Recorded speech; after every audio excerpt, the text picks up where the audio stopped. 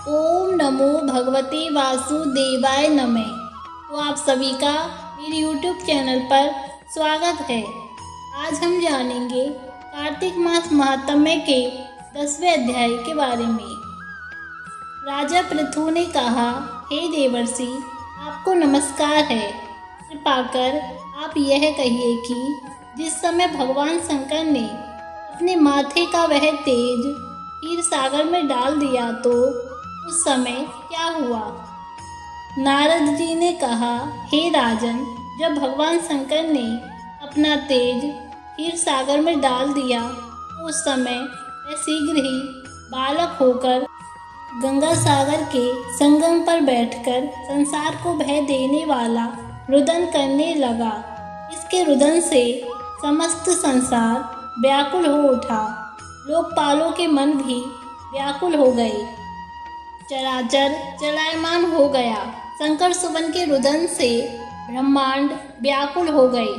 समस्त देवता और ऋषि मुनि व्याकुल होकर लोक पितामह श्री ब्रह्मा जी के शरण में आए।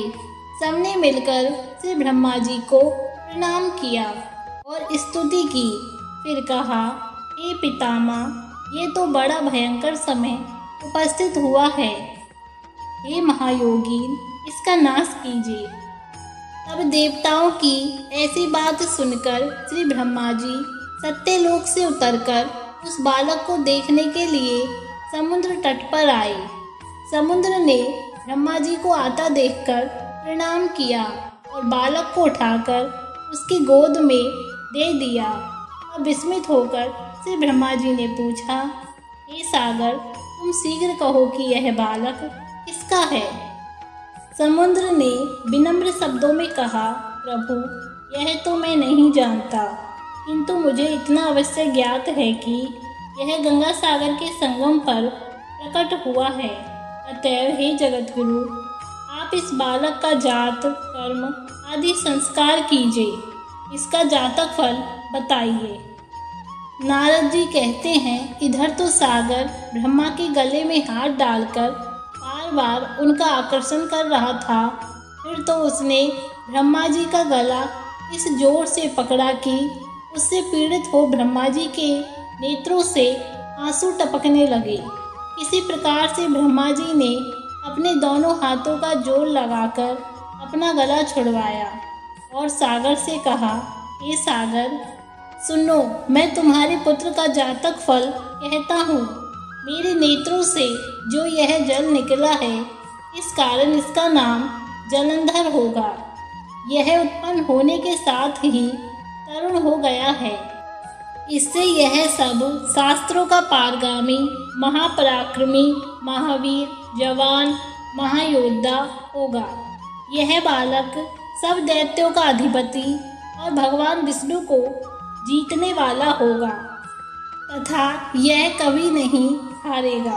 एक भगवान शंकर को छोड़कर यह सबसे अभेद्य होगा। जहाँ से उत्पन्न हुआ है फिर वहीं जाएगा।